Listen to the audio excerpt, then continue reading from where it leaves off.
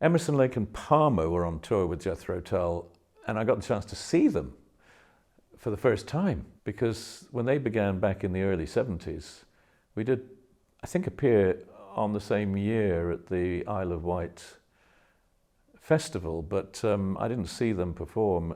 I knew them as being a kind of over-the-top band. I knew Keith Emerson from the days of the Nice, who played around the same time as we did at the Marquee Club.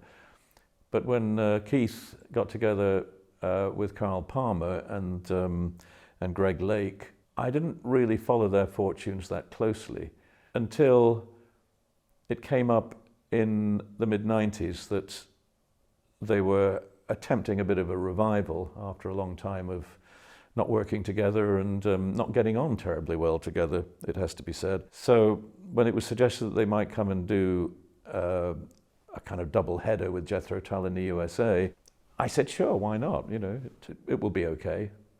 And indeed, it was okay, because second night of the tour, the head roadie, manager, tour manager, whatever he was, came to me and said, I can't believe the transformation, he said.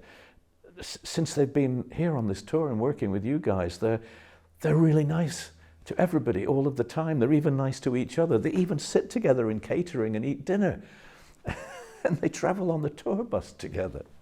How is this happening? What have you done to make them suddenly such engaging and nice people to be around? And I said, well, nothing. I said, maybe it's just in some way there's a bit of an example they have to follow, because we're incredibly boring and we don't stay up all night or do crazy things. Everything is calm and relaxed, and people are hopefully nice to each other and looking after things. In fact, my wife, who was the tour accountant, ended up having to do the Emerson, Lake and Palmer tour accounts, because their accountant quit after the first show for whatever reason. We kind of embedded our culture, I think, within that period of revival for ELP.